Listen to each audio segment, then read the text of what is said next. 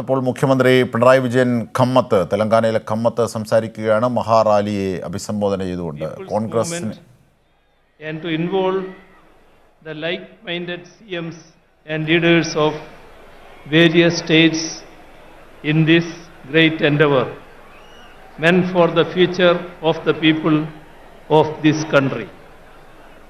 On this very same day, a newly built collectorate for the district of Khammam and the second phase of Kandivaluk, the universal eye screening program organized by the state government of Telangana have been inaugurated. This needs special mention because through them, at one stroke itself, the state government is improving governance as well as public services so as to better the lives of the people of Telangana. Let me state that Kerala and its people are with the state government of Telangana in all their pro-people initiatives.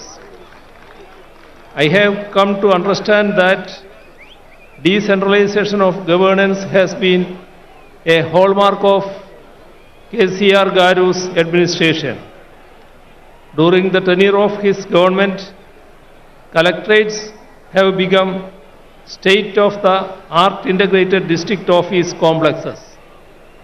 All district departments are co-located in them for the convenience of people. And as far as the Kandivaluk program goes, no such mass eye testing program has been conducted in the history of our country. Kandivaluk means light for the eyes or a torchlight showing the path. Today, with this public meeting, we are showing the path forward for the nation. It is a matter of great pride to once again be here in Telangana, the land of people's struggles. It is the heroic struggle of the peasants of Telangana in the late 1940s which placed the issue of land reforms on the agenda of the country. Several such people's struggles taking up diverse issues were waged as part of our glorious national movement. It is subsequent to centuries-long such struggles that our country won its freedom from the colonizers. However, today we have a peculiar situation in which a political formation that was not part of our national freedom struggle is in power in the country. The followers of those who tendered unconditional apologies to the colonizers and promised to serve the imperial crown are at the helm of affairs today. They have been and remain antagonistic to the values of our anti-colonial struggle. Ideas such as secularism, democracy, federal structure, social justice and equality were championed through it, and subsequently they were included in India's constitution so as to uphold the values championed by our freedom struggle. Since those in power now were not part of our collective struggles then, they do not know the values on which India has been built as a sovereign democratic republic. So, they seek to alter the basic structures on which our modern nation has been built, even as they call for celebrations such as Azadi Ka Amrit Mahotsav to commemorate the 75th anniversary of India's independence. Amidst the glam and glitter of these celebrations, they seek to undo the very foundations of our country, our democracy, and our constitution. Our constitution starts with the preamble in which we have enshrined the basic values that we uphold as Indians sovereign, socialist, secular, democratic, republic, justice, liberty, equality, and fraternity.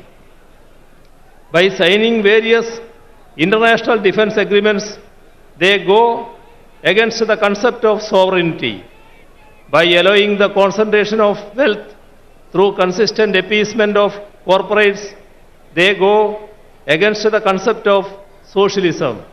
By seeking to replace parliamentary democracy with presidential form of governance, they go against the concept of democracy. By enacting laws which divide the people on communal lines, as in the case of the Citizenship Amendment Act, they thwart the concept of secularism. After the preamble comes part 1, in which we define India. It states, India, that is Bharat, shall be a union of states. The states are the basic units of India, our country. It is the union of states that creates India, our country. That is why India has a federal structure. Yet those in power think that we are a unitary state. We need to remember that their predecessors had promised to declare India as a unitary state in their manifesto published in the run-up to the 4th general election held in India in 1967. The union government is consciously trying to destroy the country's federal structure. Repeatedly, laws are being enacted by the parliament on subjects in the state list in the constitution, be it law and order, agriculture, cooperation, power, or so on. Bills that infringe upon the rights of the states are being enacted into laws, even without seeking the opinion of state governments. Even while entering into international agreements that affect the states, the union government does not inform state governments, let alone seek their consent. Slogans such as one nation, one tax, one nation, one uniform, one nation, one election are all attacks on federal structure. When states try to mobilize resources through additional alternative sources, the union intervenes and sabotages such moves. On the one hand, the right to avail loan is curbed, and on the other, the additional resources are sealed. Along with this, the funds that are made available to the state by the Constitution too are denied. Such attacks are most acute in the states that are ruled by governments that are opposed to the BJP-RSS combine ruling the union. We are seeing it in Telangana as well as in Kerala. Attacks against the states' rights and powers are being carried out even by politically misusing the office of governor. Widespread efforts are on to take control of the higher education sector through the governors in their capacity as chancellors. Assent to legislations that have been enacted by the state legislatures are being withheld. Such affronts on the supremacy of state legislatures weaken not just our federal structure, but even our democracy too. Democracy should be protected if the values that we fought for are to be secured. We do not have any option but to resist these moves more unitedly. The weakening of our parliamentary democracy is evident in the way in which our parliamentary norms and precedents are being bulldozed. Bills are being passed without adequate discussions or calling for division in the parliament, and this weakens our parliamentary democracy. All ethics and norms of democracy are being violated. Governments that have come to power in the states by winning a majority in the assembly elections are being toppled through horse trading. Such unethical efforts to form governments in the states weaken the very foundations of our democracy, which is based on a multi-party system. Such a multi-party system is essential if we are to preserve and promote our diversities while remaining united as one. Unity in diversity is the most cherished of India's ideals. It is what has defined us as a nation right from the days of our freedom struggle. India's varied languages are the expressions of our diversities. Our mother tongues are part of our cultural identities. However, efforts are on to portray Hindi as the national language while sidelining all our native languages, be it Telugu or Tamil or Kannada or Malayalam or Bengali or Odia or Assamese or Punjabi or Urdu or Gujarati or Kashmiri and so on. Imposing Hindi by doing away with our mother tongues will affect the integrity of the nation. Even the independence of our judiciary is being attacked. The statement of the 2.2% to 0.8% infrastructure sector has declined from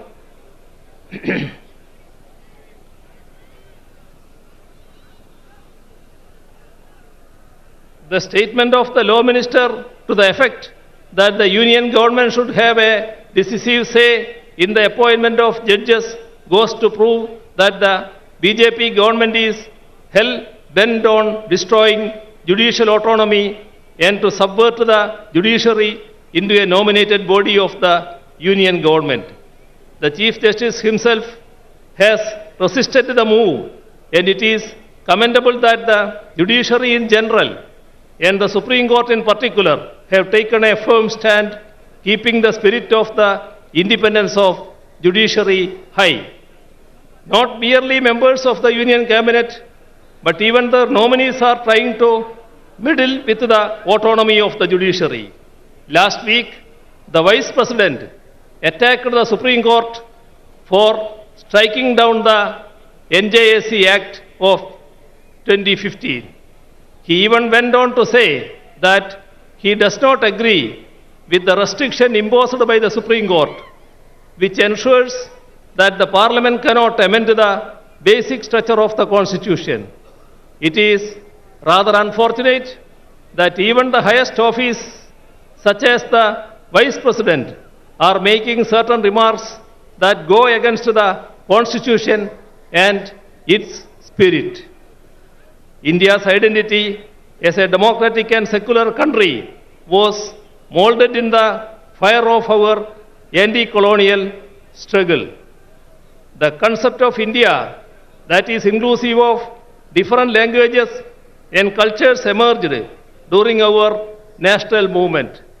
Right now, these very characteristics of India are under a grave threat. The threat is posed by the present generation of those who were sycophants of the empire but betrayers of our struggles. It was those betrayers who murdered the father of our nation. Gandhiji, a practicing Hindu, was killed by the proponents of Hindutva. That is ample proof that Hindutva is not the same as or even related to Hinduism. The religion resorting to Hindutva efforts are on to create communal polarization in the country.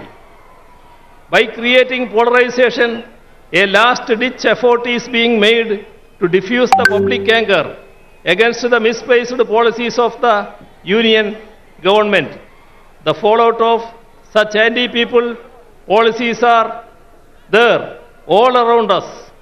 Public sector enterprises, which are the wealth of the nation, are being sold off. In the last